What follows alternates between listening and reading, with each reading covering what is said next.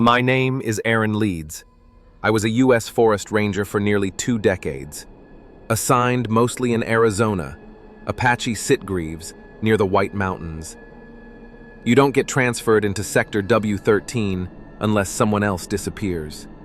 That's how I ended up there in the fall of 2003. They said it was due to a mudslide. But the mud was dry. The trees were still standing. And what I walked into didn't feel like an area recently evacuated. It felt forgotten. There were no birds, no insects. You'd hike 10 miles and hear nothing but your own breath bouncing back off the trees. Some areas, the compass would spin. Other times, the trees grew in spirals, real spirals, like the trunks had rotated over years. They don't teach you what that means in ranger school. I'd like to say this all started when I first saw Tower 7, but that wouldn't be true. It started before that. About 2 weeks into my assignment, a trail cam picked up motion between 2 and 3 a.m. I reviewed the footage. There was a figure, broad-shouldered, human-shaped, but the walk was off. Like each step was slightly delayed. We tried to radio the nearest tower. Tower 5 responded, but the voice on the other end was slurred. I asked them to confirm their name. They said mine. I thought it was a prank. We checked the call logs, nothing unusual. But the tone in the recording? The tone wasn't human. Later that week, I was ordered to visit a fire lookout post that had gone silent. On the map, it was labeled T7. I thought it was a typo. There were only 6 towers listed. But the trail was marked, faint, overgrown, but real. So I hiked out. Took me the better part of the day. The tower was there. Full structure. Steel stairs, warped railing, wooden cabin at the top, with frost on the inside windows. But no one was there. No gear, no notebooks, no signs of habitation. Except for the smell, like burnt copper and wet fur. I radioed base. No reply, not even static. I should have turned back, but I didn't. I climbed, step by step. Halfway up, I saw something scratched into the metal of the stairs, deep gouges in Navajo symbols I didn't recognize. Inside the cabin, there were more symbols, charcoal lines along the ceiling, and the floorboards were torn up in a perfect square. Underneath, dirt, freshly turned. And in that dirt, I found something wrapped in deerskin. A tongue, human, dried out, but unmistakable. That was the last clear thought I had for a while. When I woke up, I was at the base of the tower. No idea how I got there. Backpack gone, radio gone. But something else had been left in my coat pocket. A stone, smooth, round, with my name scratched on it. Earlier, we were both assigned to Firewatch rotation back in '02. He was a good man. One morning, I found him sitting outside my station, in full uniform, clean boots. He stood when I approached, smiled, and said he was back on rotation. But there were details wrong. His badge was reversed. His walkie was tuned to a frequency we didn't use, and his voice, while familiar, lagged by a half second, like a bad radio transmission. I asked him who assigned him. He answered, "You did." I didn't. I told him to wait while I checked with base. When I came back out, he was gone. No prints, no trail. But where he sat, the ground was dry and black, burned. That night, I listened to the emergency backup tapes. Found a clip from Tower 7, dated 5 days earlier. The voice wasn't Hall's. It was mine. But the words were wrong, repeated wrong. Like someone wearing the skin of my voice, and not quite fitting inside it. I'm Aaron Leeds. I'm Aaron Leeds. I'm Aaron Leeds Aaron. On Leeds. Static. Then a whisper. We took the name. I brought that tape to the tribal liaison, an elder from the Dinah Nation. He asked where I had heard that voice. When I told him, he stood up, walked out, and never returned. I still don't know what scared him more, the voice or the place it came from. Eventually, I was pulled off assignment, transferred without explanation. I wasn't asked to sign an NDA. They didn't have to. I started forgetting things, faces, years, then my own birthday. For months, I kept a journal just to remember where I lived. But there's one thing I haven't forgotten: the feeling that I was replaced. Not killed, not possessed, rewritten. Like whatever that thing was in Tower 7, it didn't want to mimic me. It wanted to wear the concept of me. People talk about skinwalkers, but those still have form, still have pattern, rules. This was older. This was wordless. The Navajo have a saying. Roughly translated, it means, they do not walk in your shadow, they take the shape of your absence. That's what's out there. I can't stop you from going into Sector 13. But if you find Tower 7, don't speak your name out loud. Don't answer a voice that sounds like yours. And never, ever bury anything there. Because some things don't stay buried. They wait until the world forgets them, and then they take your place. You can hear the full transmission from Tower 7 in Chapter 2, but I'm warning you, once you've heard it, you'll start noticing the gaps, in time, in speech, in your own memories, and you might wonder if it's already used your name too. I didn't connect it at first. Tower 7, the voice, the erasure. But later, when I started tracing the land's history, the pattern pulled me back farther than I expected. Back to 1969, Black Hills, South Dakota, Lakota Territory. That year, a small team of government surveyors was dispatched under a highway initiative. They were drilling core samples outside of Rapid City, near what was documented as burial terrain. But what they struck wasn't a grave. It was sealed. Under 5 layers of fitted limestone, they found a circular stone structure, 12 feet in diameter, ringed with carvings. Not drawings, not symbols, marks. The lead technician logged it as an unidentified ritual site. Within 24 hours, the stones were lifted. Within 48, the winds started. What came next wasn't reported in the newspapers, but it's recorded. In private incident files. In local stories that were only whispered in Lakotiapi, never in English. Winds that changed direction mid-gust. People who wandered off mid-conversation and couldn't remember where they'd been. Entire blocks of time gone. One man drove home and couldn't recognize his wife. A child was found speaking a dialect no one had used in 200 years. They said the pit was shallow, only 4 feet deep. But everyone who looked into it said it felt endless. The kind of black that makes your thoughts feel borrowed. They tried reburying it. It didn't work. One of the original field workers, Mark Gillespie, reportedly kept dreaming of a name, his own name, being scratched out, letter by letter, in stone. Then one day, he woke up on the floor of his apartment, keys in his hand, water boiling over on the stove. He had no memory of how he got there, and on the back of his shoulder, a bruise in the shape of a hand, his own. After that, he left the job, disappeared from public record in '71. I spoke with a Lakota oral historian by phone. No name, no video, just voice. He told me what the pit was. Not a tomb, a chamber.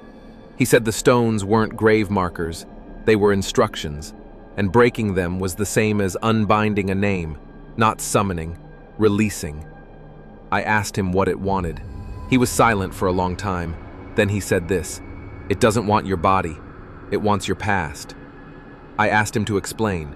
He said, "If something older than language wants to enter this world, it can't come through the door of flesh. It has to come through memory.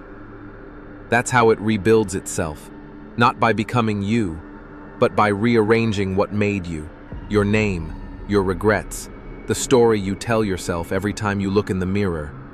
And once it takes that, you don't remember what's missing, because it was never yours to begin with."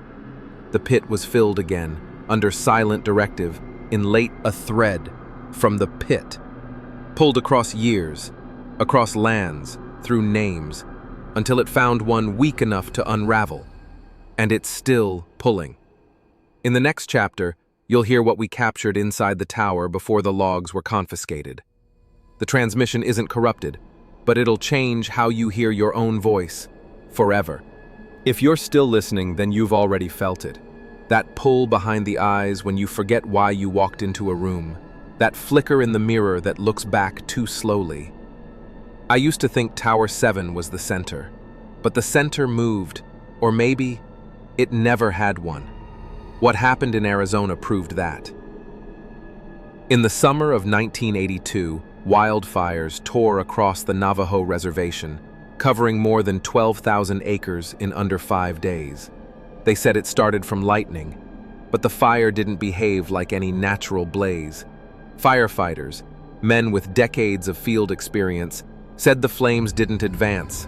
They receded, they moved backward, burned trees on the perimeter, but left the center untouched. Ash piled in perfect spirals, radiating outward like something escaped instead of ignited. And in the middle of that ring, no embers, no heat, just cold soil like a wound trying to close. One of the first responders, a smoke jumper named Raul Velez, went off book to hike into the center zone. What he described would never be filed in the official report. He said the wind changed direction every 30 feet, that voices moved inside the smoke, not around it. Inside. They didn't shout, they whispered, repeated his name in an accent he didn't recognize, his full name including the middle one. But the worst part were the faces. He saw faces inside the flame, not expressions, eyes, calm, wide, aware, watching him. And they didn't move with the heat, they moved against it. That night, Raul called his sister from a payphone, said he couldn't feel the wind on his skin anymore, said he wasn't sure his skin was his. He disappeared 3 days later, clothes folded neatly near a wash basin, boots left facing the wall. But in the soot at the foot of the mirror, a handprint, burned in reverse, white ash where the fingers had been. The elders in the region didn't speak to outsiders about it. Not at first. But one man came forward, a medicine man from the northern edge of the reservation. I won't use his name here, out of respect. He said this: "Some spirits are carried by smoke, and this one was released." I asked him, "Released from what?" He said nothing, just looked out across the hills and pointed toward a single tree that hadn't burned. A tree growing out of stone, in a perfect spiral. It was kept, he said, until we forgot the word that kept it. That stayed with me.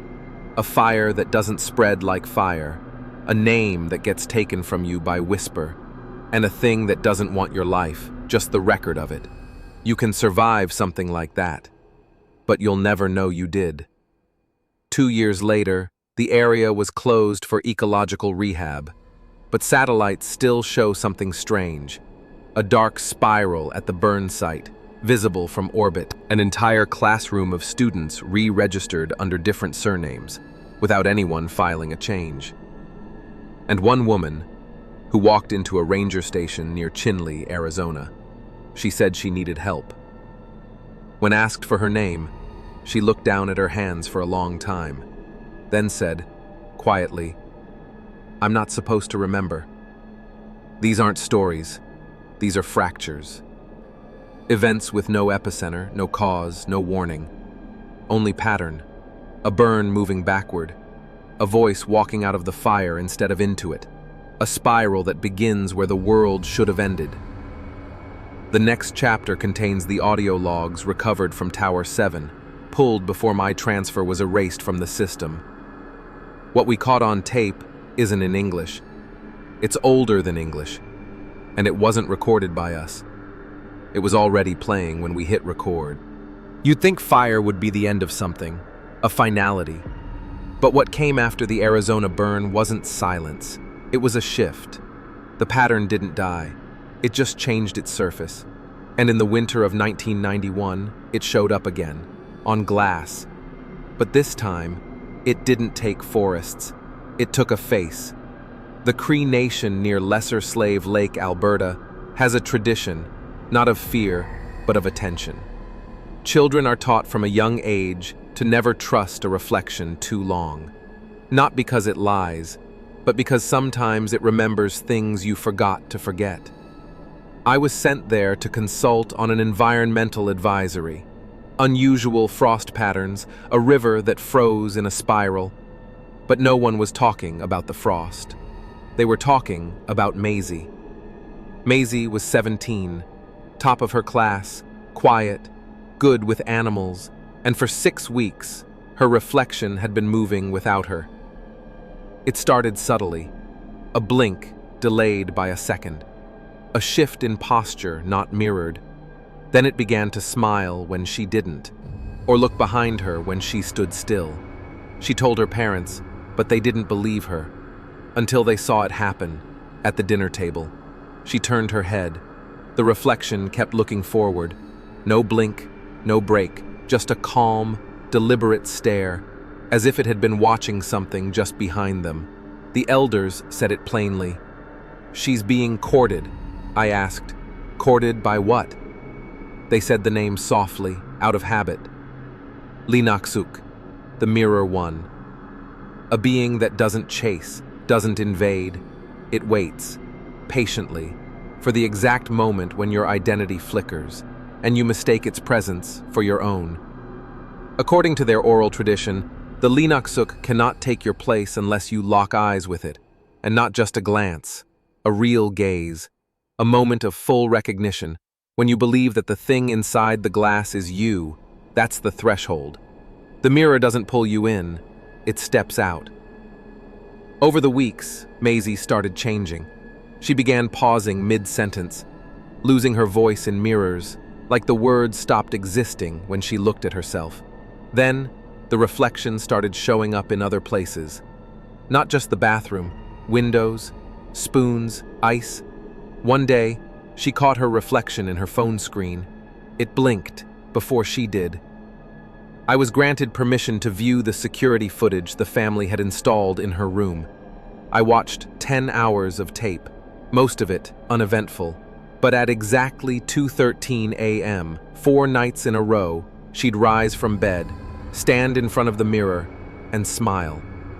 The body didn't move, but the mirror image would tilt its head, as if studying her. By the 4th night, Maisie didn't return to bed. She just stood there staring, and then she blinked in perfect sync.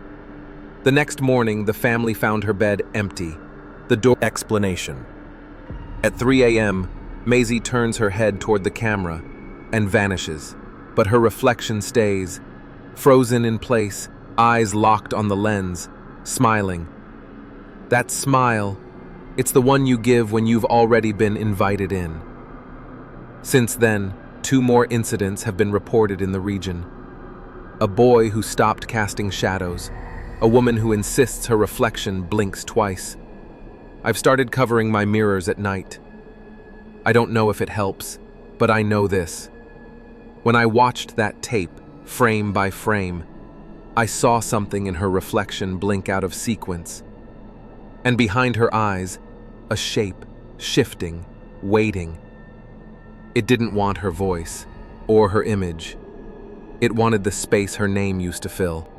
There are places so old they outlasted memory. Not because we forgot them, but because they refused to be remembered. The land outside Shiprock, New Mexico, holds one such place.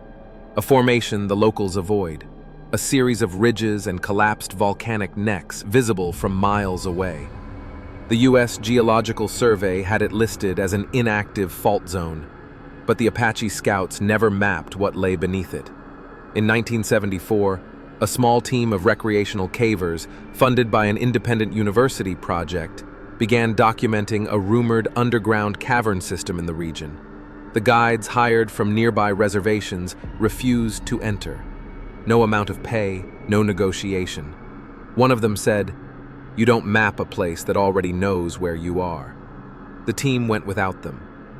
There were 4 of them, 2 graduate students, 1 geologist, and a climber named Reese Keller. He's the only one who made it back. They entered the cave system on March 12th. What they found inside didn't follow geometry.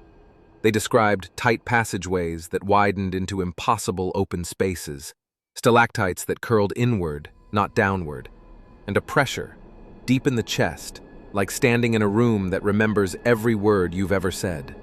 The deeper they went, the more the space refused to echo.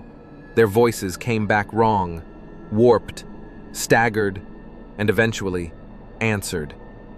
The first anomaly came when their audio equipment picked up a list of names, soft, hissing, each name whispered out seconds before it was spoken aloud. Keller would say, "Janine, pass me the meter," but a voice would murmur, "Janine," just before he did. The same for every member. Each name anticipated, each sentence spoken by something that was already listening from behind the words. They descended another 40 meters before reaching the central chamber. Keller later described it as a cathedral made of bone, but not animal, not human. The bones were shaped like chairs, like tables, like arrangements of something trying to understand what furniture is without knowing how people use it.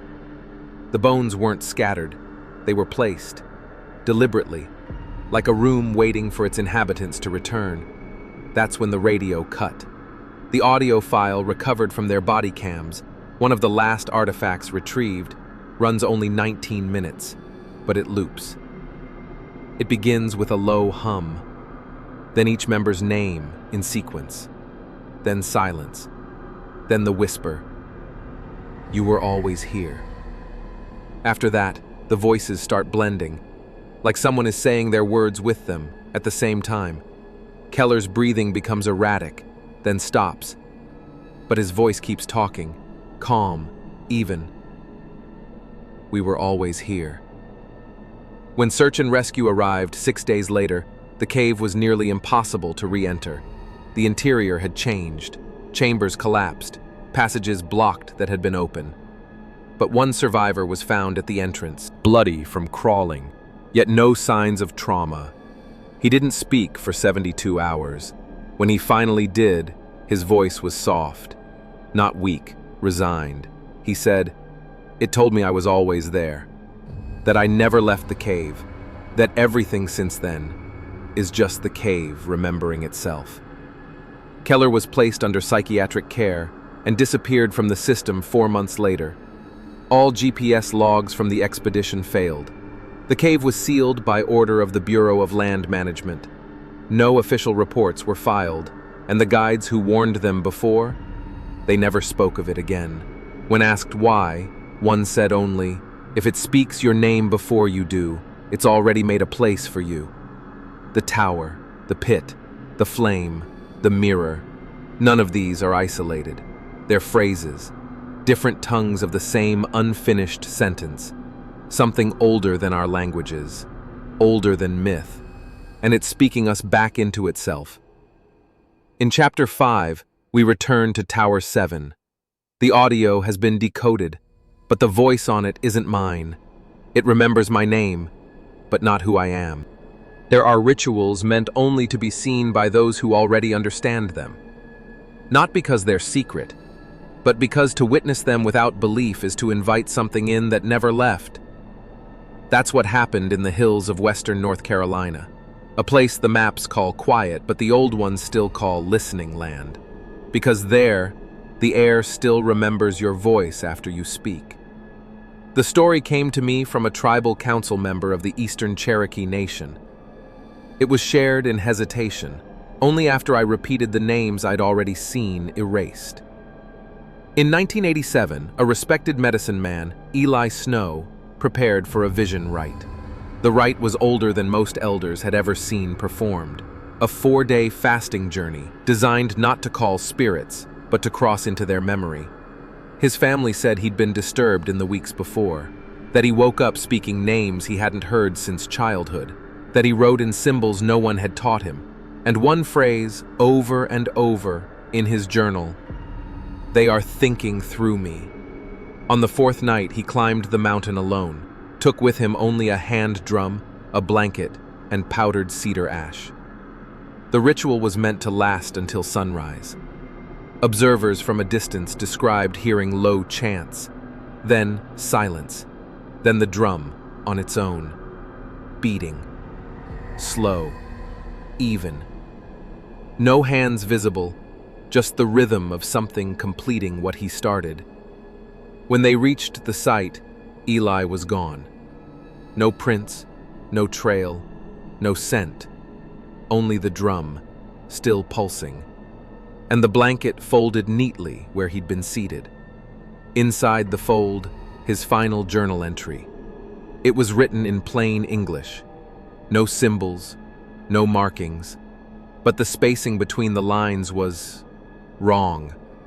Like something had been written between the words and then erased. The entry read, "I've gone below the memory now. It's hollow here, between thought and the name you give it. I saw a voice, not heard, saw, like a shape made from forgetting.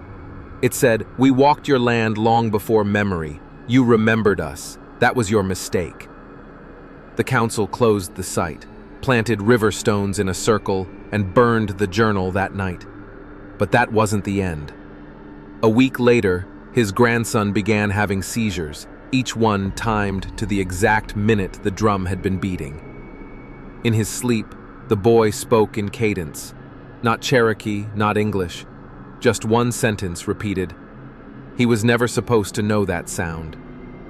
Sound, that's the common thread, isn't it? From Tower 7, to the fire, to the mirror, to the cave. It's not the image that haunts you.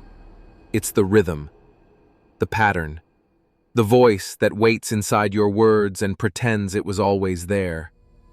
What Eli saw wasn't new. It was waiting, like something buried beneath our oldest stories. But inside, pressed deep into the stretched skin, was the faint shape of a mouth. Open, waiting, not to speak, but to listen. In Chapter 6, we go back to where the pattern first broke through, a sealed site beneath the Great Salt Lake, where a ritual was recorded and then erased. The only thing left behind was a list of names that hadn't been born yet. There is a moment in every old story where the monster becomes a warning, but not of itself, of what it once protected you from. You feared the creature because you were meant to. You whispered its name to your children so they wouldn't wander too far. You kept the fires burning at the edge of the woods, not to scare it off, but because it needed light to see what was still buried deeper. The Skinwalkers were not born of cruelty. They were guardians, at first. Men and women who stepped out of themselves and into the space between, into forms that were never meant to hold memory. They twisted, yes, became feared, yes, but they were never the first danger. They were the last defense.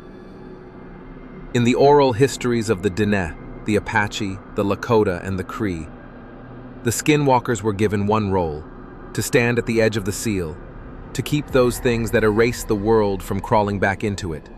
The elder said it plainly, his voice breaking once and only once.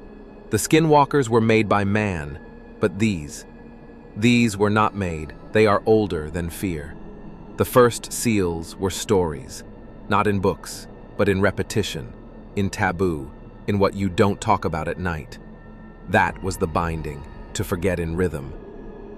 Then came stone, burial pits, blood markings and directionless wind, entire ceremonies not to conjure, but to remind the land of silence. And when the old ones passed, that silence broke. We broke it. With excavation, with tunnels, with roads carved through sacred veins, with cameras that don't ask permission. Curiosity became currency. The seals, buried in soil and song, began to rot. Each pit unsealed, each mirror challenged, each cave entered. Wasn't just exploration, it was invitation. Now, the Skinwalkers do not guard the thresholds. They retreat. There are places now where even they won't walk. Not because they are forbidden, but because they are forgotten. The forgotten places don't echo, they answer. In the most remote parts of the northern plains, in abandoned forest sites in New Mexico, Along the coastlines where the language has no written form, elders are gathering, not to tell stories, but to seal them again. Their chants are slower now, not rhythmic, but hesitant, as if they are no longer sure what they're keeping out, or what's already inside.